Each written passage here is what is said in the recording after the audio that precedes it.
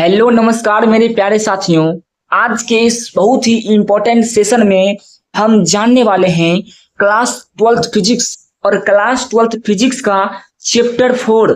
और ये चैप्टर 4 हमारा इसमें चल रहा है हमारा एमसीक्यू सीरीज ऑब्जेक्टिव का। आपका चैप्टर 4 का फर्स्ट लेक्चर जो है हमारा हो चुका है। जो भी हमारे प्यारे स्टूडेंट अभी तक इस वीडियो को नहीं देखे हैं लेक्चर 1 को, तो जल्दी से जाके प्लेलिस्ट में, चैनल के प्लेलिस्ट में जाकर देख लीजिएगा।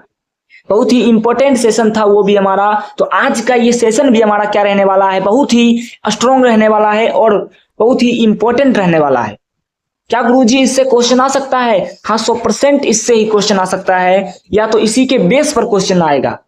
क्वेश्चन घुमा के पूछेगा, लेकिन पूछेगा तो यहीं से क्वेश्चन पूछेगा, नहीं तो कहीं से नहीं। ठीक है बाबू, तो आपको याद रख लेना है, बहुत ही इंपॉर्टेंट सेशन चलने वाला है हमारा फिजिक्स का। तो जल्दी से आप लोग जुड़ जाइए और अपना अटेंडेंस कमेंट बॉक्स में लगाइए। ठीक है, तो चलिए हमारे प्यारे दोस्तों स्टार्ट करते हैं। देखिए पहला क्वेश्चन क्या पूछा गया, बहुत ही लाजवाब क्वेश्चन है और इतना मस्त क्वेश्चन। हमारा क्वेश्चन कब आया था? 2024 के एग्जाम में। निम्नलिखित में से चुंबकीय क्षेत्र तीव्रता का मात्रक कौन नहीं है? चुंबकीय क्षेत्र तीव्रता का मात्रक कौन नहीं है? तो आपको क्या याद रखना है, पहले गुरुजी हमको ये बताइए कि चुंबकीय क्षेत्र तीव्रता का मात्रक कौन कौन होता है। चलिए बाबू बताते हैं। पहला बाबू आपको याद रख लेना है, धीरे धीरे पढ़ेंगे, ठीक है, आसान से पढ़ेंगे, कोई ओलझोल नहीं है, बहुत ही दिमाग को स्थिर करके पढ़ेंगे। तो पहला जो हमारा होता है वो क्या होता है? हमारा टेस्ला होता है। पहला हमारा क्या होता है? टेस्ला होता है, चुंबक क्षेत्र का एसआई मात्रक या तीव्रता का एसआई मात्रक। दूसरा गुरुजी, हाँ दूसरों बता रहे हैं, दूसरा हमारा क्या होता है? दूसरा हमारा जो होता है क्या होता है? दूसरा हमारा होता है वेबर प्रति मीटर स्क्वायर। वेबर प्रति मीटर स्क्वायर होता है दूसरा हमारा। तीसरा गुरुजी, तीसरा जो होता है हमारा क्या होता है? न्यूटन प्रति एम्पियर मीटर।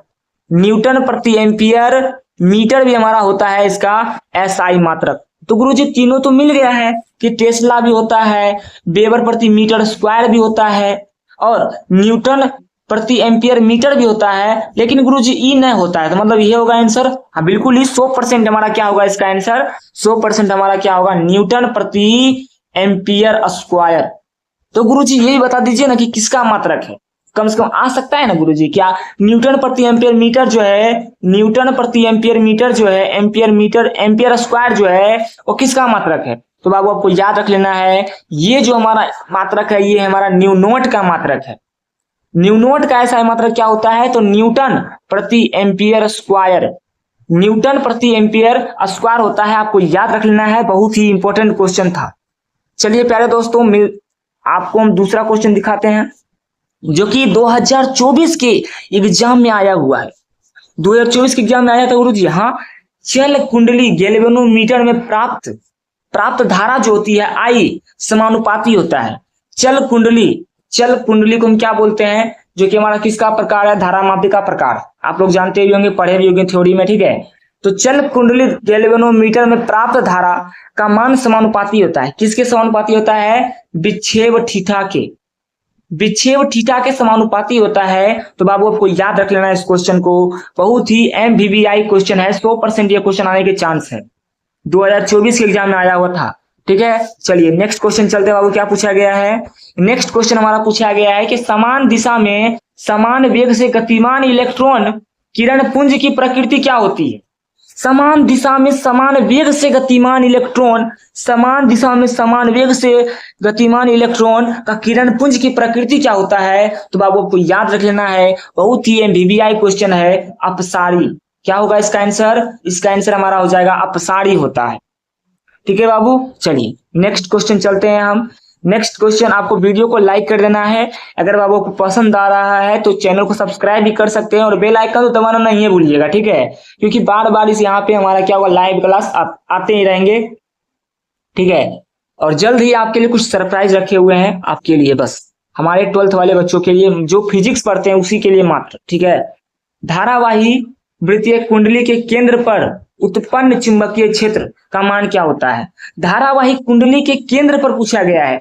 कोई धारावाही कुंडली है, ये कुंडली होता है, इसके केंद्र पर हमारा चुंबकीय क्षेत्र का मान क्या होगा। तो बाबूजी आपको याद रख लेना है बाबू, क्या हो जाएगा, कुंडली के तल के लंबवत होता है।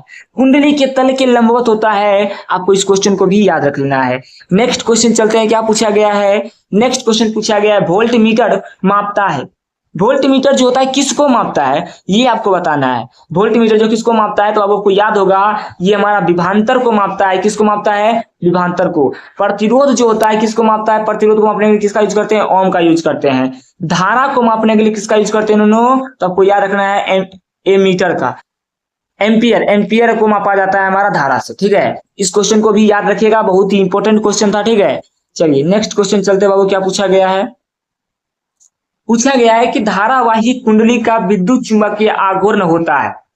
धारावाही कुंडली का विद्युत चुंबकीय आघूर्ण क्या होता है, आपको ये बताना है। इस क्वेश्चन को याद रखिएगा, आंसर NIA, निया निया, ठीक है, निया निया, इसको याद रखिएगा बस, निया निया। इसको, इसका आंसर आपको याद रख लेना है कि धारावाही कुंडली का चुंबकीय आघूर्ण क्या होता है, NIA, ठीक है। चलिए नेक्स्ट क्वेश्चन चलते बाबू, क्या पूछा गया है। यहाँ पे आपको 3 क्वेश्चन बताएंगे, तीनों क्वेश्चन को याद रखिएगा। एम्पियर मीटर का प्रतिरोध क्या होता है, तो आपको याद रख लेना है, बहुत कम होता है। पहला क्वेश्चन अगर आपके बोर्ड एग्जाम में आ जाए एम्पियर मीटर, एम्पियर मीटर, तो बहुत कम, क्या हो जाएगा जी, बहुत कम। अगर आपके बोर्ड एग्जाम में आ जाए आदर्श, आदर्श, आदर्श एमीटर, आदर्श, आदर्श, आदर्श एमीटर, तो बोलना है 0, क्या बोलना है, 0। अगर आपके बोर्ड एग्जाम में आ जाए आदर्श, आदर्श, आदर्श voltmeter, voltmeter, voltmeter, तो बाबू आपको बोलना है, क्या बोलना है, आपको बोलना है इन्फिनाइट यानी अनंत। तीनों क्वेश्चन को याद रखिएगा, बहुत ही इंपॉर्टेंट क्वेश्चन है तीनों, ठीक है। चलिए नेक्स्ट क्वेश्चन चलते हैं हम। नेक्स्ट क्वेश्चन देखिए क्या पूछा गया है। चुंबकीय क्षेत्र में बी, चुंबकीय क्षेत्र में भी वेग से गतिशील आवेश Q पर लगने वाले बल का व्यंजक क्या होता है। तो चुंबक क्षेत्र में बल का मान अगर पूछे ननो, तो आपको याद रख लेना है FM बराबर होता है Q V cross B, V cross B होता है, ना कि B क्रॉस B। याद रखिएगा, ऑप्शन ये हमारा गलत है, ये भी गलत है, ये भी गलत है, ये इसका आंसर हमारा हो जाएगा FM बराबर होता है Q into V cross B। याद रखिएगा बाबू, B क्रॉस B नहीं होगा, B क्रॉस B नहीं होगा, आपको याद रख लेना है, ठीक है। चलिए बाबू नेक्स्ट क्वेश्चन पे चलते हैं। अगर वीडियो बाबू आपको पसंद आ रहा है तो जरूर लाइक करें, ठीक है। और वीडियो पर देखते हैं आप लोग ज्यादा से ज्यादा शेयर नहीं करते हैं, ठीक है, तो आप लोग शेयर कर सकते हैं, क्योंकि एग्जाम का बहुत ही कम समय बचा हुआ है बाबू। अब जून हमारा आ गया है, जून, क्योंकि मात्र समझिए तो 6 महीना बचा हुआ है, 6 महीना, खूब से खूब 6 महीना, क्योंकि 6ठा महीना चल ही रहा है, ठीक है। तो क्वेश्चन क्या पूछा गया हमसे पूछा गया कि आदर्श एमीटर का प्रतिरोध होता है। आदर्श एमीटर का प्रतिरोध क्या होता है, गुरु जी अभी तुरंत बताए थे ना, हाँ बताए थे उन्होंने कि क्या हो जाएगा, 0, क्या हो जाएगा, 0, याद रखिएगा। नेक्स्ट क्वेश्चन चलते हैं, क्या पूछा गया है। नेक्स्ट क्वेश्चन पूछा गया है कि चल कुंडली धारा मापी में कुंडली के मध्य नरम लोहे क्रोड रखे जाते हैं, ताकि, मतलब चल कुंडली धारा मापी जो है उसके कुंडली के मध्य जो है हम नरम लोहे का यूज काहे करते हैं, मतलब क्यों किया जाता है, ये पूछा गया है। तो बाबू आपको याद रख लेना है, चुंबक क्षेत्र का मान, चुंबक क्षेत्र का मान प्रबल तथा तेज त्रिज्य करने पर, यानी तेज करने पर, ठीक है, तेज करने पर, यहाँ पे तेज होना चाहिए था, ठीक है। चुंबक क्षेत्र का मान प्रबल तथा तेज करने पर क्या करते हैं हम, चल कुंडली में नरम लोहे का यूज किया जाता है। चलिए नेक्स्ट क्वेश्चन चलते हैं बाबू, क्या पूछा गया है। नेक्स्ट क्वेश्चन हमारा पूछा गया, किसी आवेशित कण को चुंबक क्षेत्र में रेखा के अनुदिश रखा गया है, अनुदिश गति दी जाती है, तो कार्यकारी बल क्या हो जाएगा। कोई भी मान के चलिए चुंबक क्षेत्र है, चुंबक क्षेत्र है, और इसमें हम इलेक्ट्रॉन की गति को किसमें कर रहे हैं, चुंबक क्षेत्र की दिशा जिधर होगा उधर ही क्या कर रहे हैं हम, इलेक्ट्रॉन की गति की दिशा को भी दर्शा रहे हैं। क्या होगा इसका मान हमारा, इसका मान हो जाएगा 0, ठीक है। चलिए बाबू नेक्स्ट क्वेश्चन चलते हैं, बहुत ही ये समझिए तो बहुत ही इंपॉर्टेंट क्वेश्चन है, इसको ध्यान से समझिएगा। यदि एक आदर्श परिनालिका को इसकी लंबाई के लंबवत तल से काट दिया जाता है तो अक्ष पर छोर पर चुंबकीय प्रेरण क्या होगा। देखिए बाबू, चुंबकीय प्रेरण एक प्रकार क्या चुंबकीय क्षेत्र ही है, तो आपको घबराना नहीं है, ठीक है। क्या पूछा गया कि एक आदर्श परिनालिका है, इसकी लंबाई के लंबवत काटा जाता है। लंबाई दोनों किस प्रकार होता है, लंबाई इस प्रकार से होता है, इसके लंबवत काटेंगे, ठीक है, इसके लंबवत हम काट रहे हैं, इसके लंबवत काटेंगे तो बताना है चुंबक क्षेत्र का मान क्या होगा। लंबवत काटने से क्या होता है, 1/2 भाग बढ़ जाता है, 1/2 हो जाएगा। और आप लोग पढ़े अनुरूप परिनालिका के अंदर जो हमारा चुंबकीय क्षेत्र होता है वो हमारा होता है न्यू नॉट, क्या होता है बाबू, nu naught NI, nu naught NI। तो इसका आंसर क्या हो जाएगा हमारा 1/2 न्यू नॉट NI। याद रखिएगा क्वेश्चन को, ठीक है। अगर बाबू आपसे सिर्फ पूछता परिनालिका के अंदर चुंबक क्षेत्र का मान क्या होता है तब हमारा न्यू नॉट NI होता, लेकिन क्या पूछा गया है कि उसके लंबवत तल को काट दिया जाता है तो चुंबक क्षेत्र का मान क्या होगा, तो 1/2 न्यू नॉट NI। याद रखिएगा दोनों क्वेश्चन हमारे बोर्ड एग्जाम में पूछा गया है, ठीक है। नेक्स्ट क्वेश्चन चलते हैं बाबू, क्या पूछा गया है। नेक्स्ट क्वेश्चन पूछा गया हमारे बोर्ड एग्जाम में कि लंबे सीधे चालक से I एम्पियर धारा प्रवाहित होने से R दूरी पर चुंबक क्षेत्र का मान क्या होता है। I एम्पियर धारा प्रवाहित हो रहा है वो भी R दूरी पर, कोई भी लंबा चालक है नो, और R दूरी पर क्या पूछा गया, I धारा प्रवाहित हो रहा है, I धारा प्रवाहित हो रहा है वो भी R दूरी पर, तो B का मान बताइए क्या होगा। तो बाबू आपको याद होगा क्या होता था हमारा, होता था हमारा nu naught two nu naught I by 4 pi, हमारा 4 पाई R हमारा होता था। यहाँ से हम 2 काट सकते हैं, क्या हो जाएगा हमारा 2, यानी हो जाएगा यहाँ से हमारा 1/2 new naught I pi R, ये इसका हमारा आंसर हो जाएगा। लेकिन क्या पूछा गया यहाँ पर, यहाँ पे हमारा सिर्फ नहीं दिया हुआ, देखिए इस प्रकार से ऑप्शन नहीं दिया हुआ है तो क्या करेंगे हम, ये वाला मारेंगे, ठीक है। असलियत में आपका आंसर ये आता, लेकिन ऑप्शन में नहीं दिया हुआ है तो 2 से सिर्फ गुना कर दिया है सभी की जगह, 2 से क्या किया, सभी की जगह गुना कर दिया है बस, ठीक है। चलिए हमारे प्यारे दोस्त चलते हैं, मिलते हैं, देखिए उसके बाद मिलते हैं नहीं, मतलब क्वेश्चन अभी और है, ठीक है। चलिए क्योंकि लास्ट टाइम बोलते हैं ना इसीलिए थोड़ा सा आज बोल दिया। देखिए चल कुंडली गैल्वेनोमीटर को बनाने का सिद्धांत क्या है, चल कुंडली गैल्वेनोमीटर को बनाने का सिद्धांत क्या है, तो बाबू आपको याद रखिएगा चुंबक का प्रभाव, चुंबक का धारा का प्रभाव जो होता है हमारा क्या होता है, चुंबक का धारा का प्रवाह जो होता है वो हमारा क्या हो जाएगा, चल कुंडली गैल्वेनोमीटर को बनाने का सिद्धांत है, ठीक है बाबूजी। उसके बाद चल कुंडली गैल्वेनोमीटर की सुग्राह्यता बढ़ाई जा सकती है, चल कुंडली गैल्वेनोमीटर की सुग्राह्यता किस प्रकार बढ़ा सकते हैं, तो बाबू आपको याद रख लेना है चुंबक फ्लक्स को बढ़ाकर, चुंबक फ्लक्स को बढ़ाकर गुरुजी क्या कर सकते हैं हम, चल कुंडली गैल्वेनोमीटर की सुग्राह्यता को बढ़ा सकते हैं।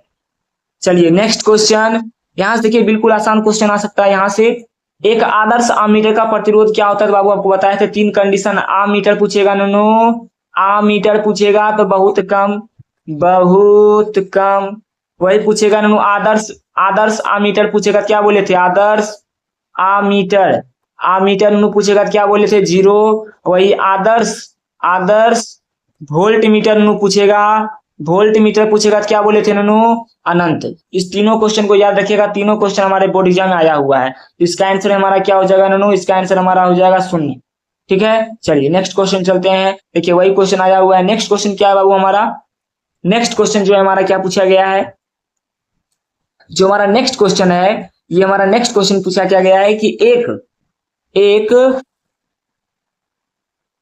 एक आदर्श वोल्टमीटर का प्रतिरोध क्या होता है, तो तुरंत बताए थे कि एक आदर्श वोल्टमीटर का प्रतिरोध होगा वो हमारा अनंत होगा, क्या होगा, अनंत हो जाएगा, बिल्कुल राइट आंसर है, 100% राइट आंसर है।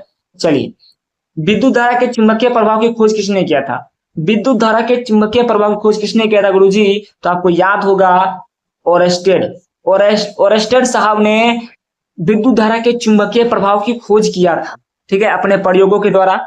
चलिए नेक्स्ट क्वेश्चन चलते हैं, क्या पूछा गया है, आपके लिए नया क्वेश्चन होगा ही, ठीक है, लेकिन आपको सभी क्वेश्चन को याद कर लेना है।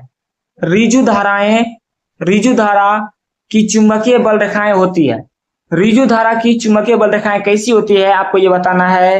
तो बाबू हम रिक्वेस्ट कर रहे हैं आपको ये क्वेश्चन को याद ही कर लेना है कि धारा के चारों ओर वृत्तीय, धारा के चारों ओर क्या होती है, वृत्तीय होती है हमारा रिजु धारा, ठीक है बाबू। नेक्स्ट क्वेश्चन चलते हैं जो कि हमारा लास्ट क्वेश्चन रहने वाला, बहुत ही लॉलीपॉप क्वेश्चन है बाबू।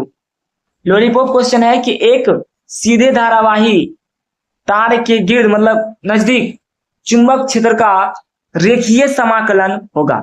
तो आप लोग बाबू पढ़े होंगे एम्पियर का परिपथीय नियम, एम्पियर का परिपथीय नियम पढ़े होंगे नो कि बंद मतलब क्या होगा, रेखीय समाकलन, रेखीय समाकलन बी बराबर क्या होता था, न्यू नोट आई। ठीक है, रेखीय समाकलन लिख भी सकते हैं, नहीं भी लिख सकते हैं, कोई दिक्कत ना होगा, लेकिन इसका आंसर हमारा क्या होगा, न्यू नोट आई। क्या हो जाएगा इसका आंसर, इसका आंसर हमारा हो जाएगा न्यू नोट आई। ठीक है बाबू, चलिए अगर आपको पीडीएफ चाहिए तो पीडीएफ के लिए थोड़ा सा आप लोग रुक जाइए। पीडीएफ बहुत सारे स्टूडेंट पीडीएफ चाहते हैं कि हमको पीडीएफ से पढ़ना है, तो देखिए पीडीएफ अगर आपको चाहिए तो आप लोग क्या कर सकते हैं, हमको कमेंट आप लोग कर सकते हैं कमेंट बॉक्स में कि गुरुजी हमको पीडीएफ चाहिए। आपको सभी क्लास का पीडीएफ A to Z आपको मिल जाएगा। ठीक है, वो भी फ्री में, एक भी रुपया आपका नहीं लेंगे हम, एक भी रुपया आपका नहीं लेंगे, फ्री कॉस्ट। ठीक है, तो चलिए हमारे प्यारे स्टूडेंट चलते हैं और मिलते हैं आपसे नेक्स्ट वीडियो में। और जब भी हमारा नेक्स्ट वीडियो आएगा वो हमारा चैप्टर 5 का रहेगा, और चैप्टर 5 का बहुत ही मजेदार ऑब्जेक्टिव क्वेश्चन हमारे बोर्ड एग्जाम में बहुत बार पूछता है। तो नेक्स्ट वीडियो के लिए भी आप लोग रेडी रहिएगा। तो चलिए हमारे प्यारे स्टूडेंट चलते हैं, मिलते हैं आपसे नेक्स्ट वीडियो में। तब तक के लिए हमारे प्यारे स्टूडेंट को जय हिंद, जय भारत।